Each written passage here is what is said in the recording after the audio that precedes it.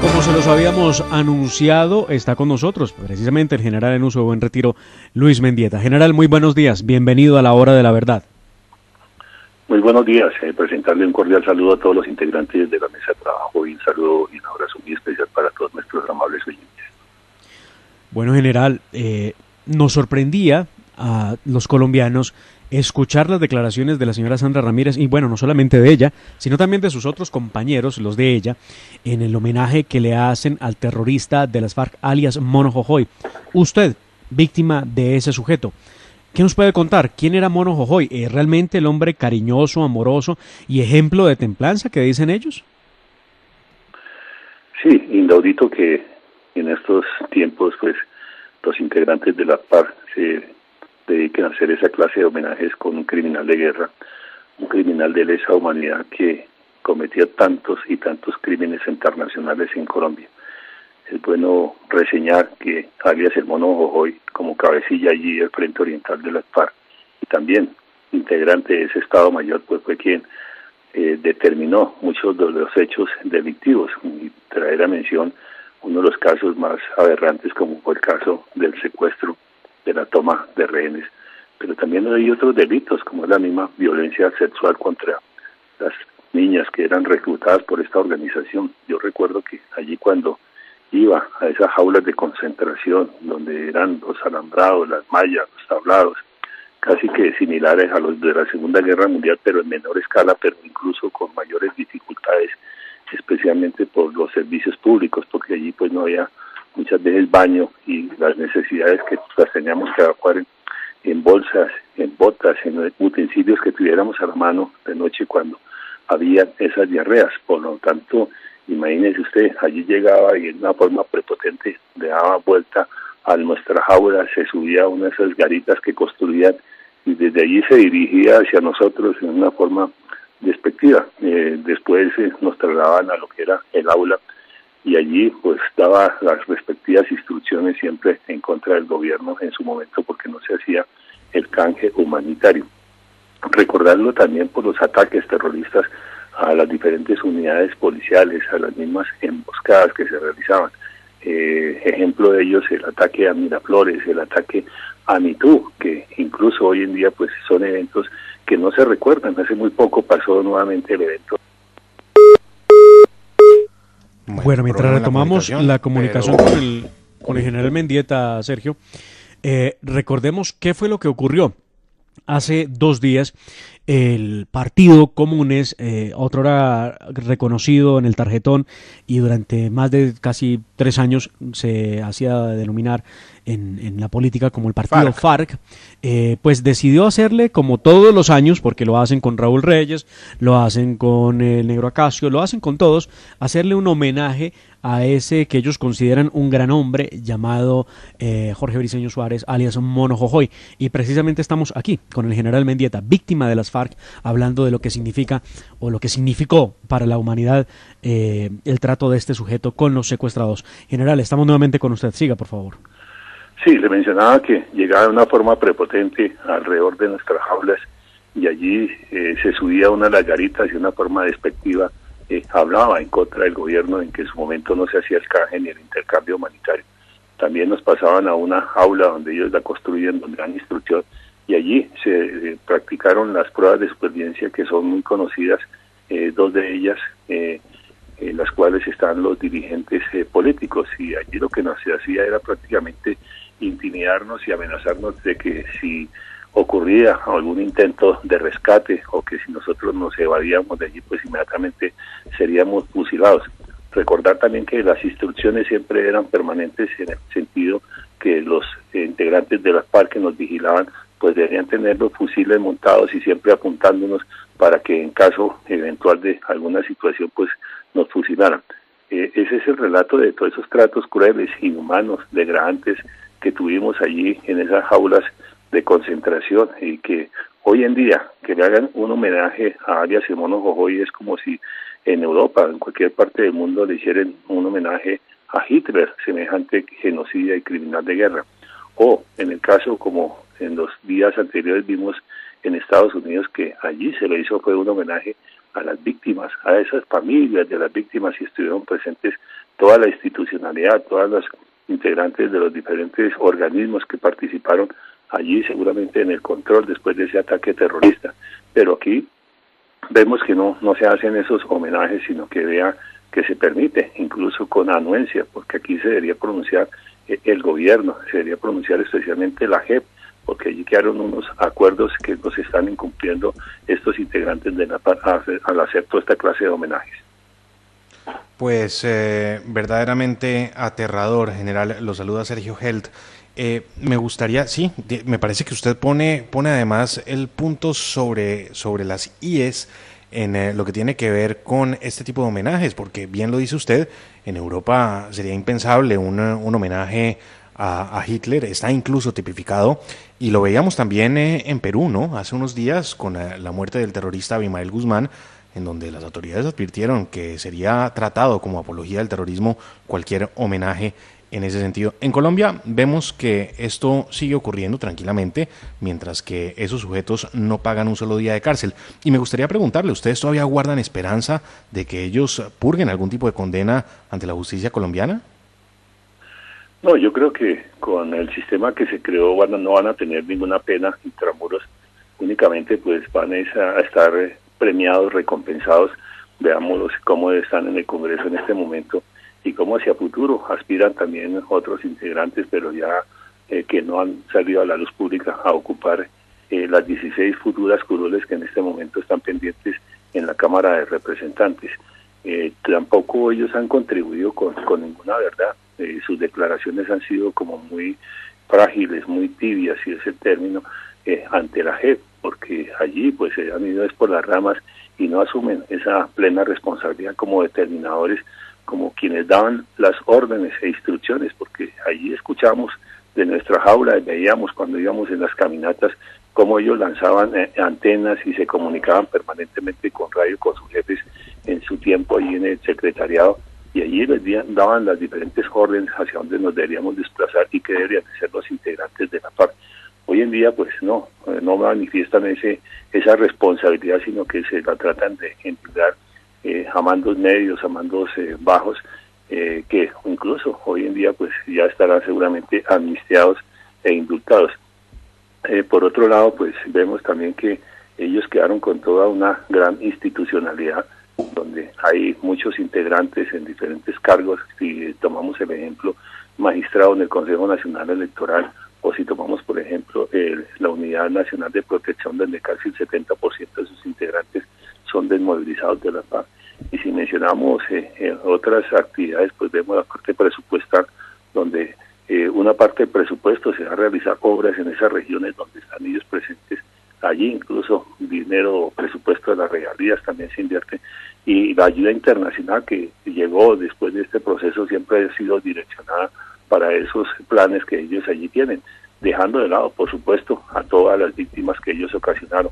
Y si vemos en esa institucionalidad que se creó, la Jurisdicción Especial para la Paz, la misma Comisión de la Verdad o la Unidad de Búsqueda de Desaparecidos, que en su momento, en representación de PECOL, muchas víctimas, allí se insistió para que se tuviera en cuenta a esas víctimas, pero nunca se tuvo en cuenta únicamente a los victimarios en esa formulación seguramente de recomendaciones.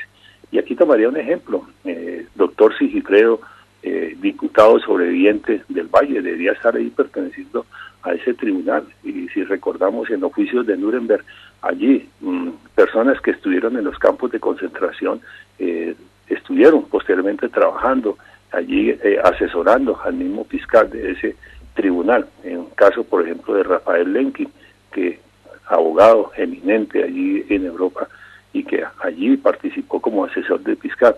Pero aquí únicamente lo que se hizo fue excluir ese gran universo de víctimas que ocasionó la organización terrorista.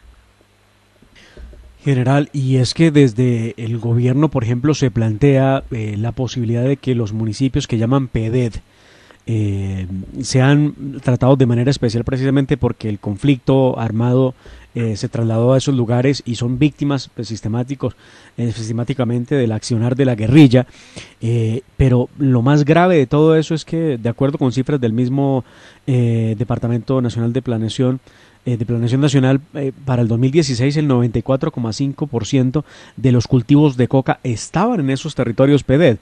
Y es donde uno reflexiona respecto de qué se va a poder hacer si es que se mantiene semejante concentración de cultivos ilícitos. De alguna manera significa que la guerrilla pues ni se desmovilizó ni se fue de esos lugares donde siguen haciendo presencia para mantener el negocio.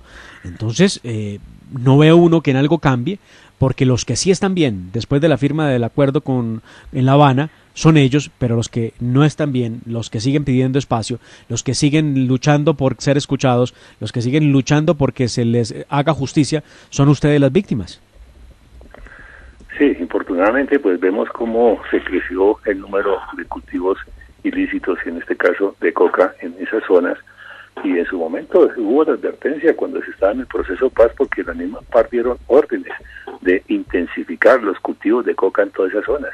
Allí fue muy clara esa información que salió oportunamente, pero pienso yo que hubo una parálisis del Estado en controlar esta situación de cultivos de coca. Al prohibir la fumigación, prácticamente se suspendió totalmente el combate al narcotráfico, causando que, por supuesto, cabecillas de estos grupos, pero también de otros grupos armados organizados, aprovecharan la oportunidad y se pusieran a invertir grandes capitales allí en la intensificación del número de cultivos de coca. Pero también hay otros ingresos que tienen de la minería ilegal y seguramente del secuestro, de la extorsión, porque todavía continúan en diferentes zonas.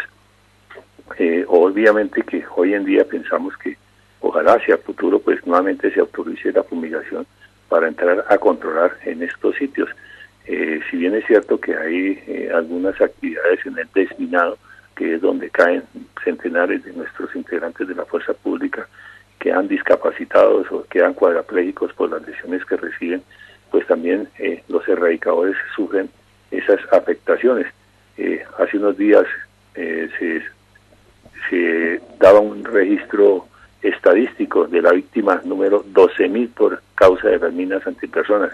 Es decir, que ahí en esos cultivos continúan sembrando esta clase de artefactos, y lo que procede es la fumigación para salvar la vida de los integrantes de la fuerza pública y los erradicadores que son enviados allí a esas zonas. General, esos sujetos de las FARC lo que pretenden, con homenajes como el que les rinden al Mono Jojoy esta semana y con esos discursos que plantean, lo que pretenden es reescribir la historia y que las nuevas generaciones que no vivieron con horror como vivíamos muchos viendo las noticias de los secuestros como en el que estuvo usted, pues crean que la historia es muy distinta a lo que pues muchos atestiguamos en realidad lo fue. Usted estuvo secuestrado 11 años, 7 meses, 13 días y 19 horas por las FARC. Rápidamente, y ya para terminar, ¿cómo era la comida y cómo era el trato de las enfermedades en medio de ese fango y de ese barrial en que los tenían ustedes? Sí, el trato siempre cruel, inhumano, degradante, también las torturas, la forma despectiva como nos trataban, las vulgaridades, los sobrenombres o epítetos como chulos y otras cosas más, también la expresión del enemigo que siempre nos manifestaban allí en esos alambrados, pues, y especialmente cuando hubo las caminatas, que era donde las dificultades eran mayores, tener las cadenas, los candados al cuello y las manos, en una oportunidad con pinchado que fuimos obligados a caminar con los ojos vendados y las manos amarradas atrás y la cadena al cuello, donde fueron días supremamente difíciles. La alimentación en esos tiempos, pues por la mañana muchas veces un tinto o muchas veces un caldo con algo de pasta o algo de frijol o algo de lenteja en la mañana y la segunda en la tarde. Allí fueron tiempos duros en ese suministro de alimentación. Pero qué bueno recordar también la cantidad de homicidios que ellos cometieron. Nuestro compañero Julián Ernesto Guevara, que murió allí en esas condiciones infrahumanas porque no le suministraron los medicamentos o porque no hubo la suficiente alimentación. Luis Fernando Peña Bonilla, que presentó problemas psicológicos y lo sacaron de una de estas jaulas y prácticamente lo fusilaron por estar enfermo. Entonces, del tratamiento que daban allí los integrantes de la FARC. pero también mencionar estos crímenes como el asesinato y ejecución del gobernador de Antioquia, el doctor Gaviria, del exministro de Defensa, de los integrantes de la fuerza pública que allí los acompañaban y que fueron fusilados y ejecutados. Otro caso, los diputados del Valle que también fueron fusilados por la FARC, 11 señores diputados, integrantes de la fuerza pública, por ejemplo, de otros sitios del país, y aquí es bueno mencionar a el Gallasí Duarte, Elkin Hernández, el sargento Moreno, quienes también ahí en un intento de rescate, y el cabo Martínez de la toma de Patrascoy, después de 14 años de cautiverio, pues haber sido fusilados allí también en la selva. Otro ejemplo, el capitán Quintero y otros soldados y policías que fueron fusilados después de llevar como unos 6 meses de secuestro y que lograron escaparse de unas jaulas de estas de concentración.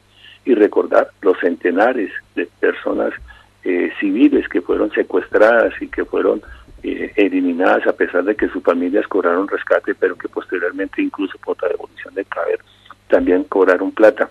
Los integrantes de la fuerza pública que iban de vacaciones en las diferentes zonas del país y que fueron interceptados y fueron seguramente fusilados y desaparecidos.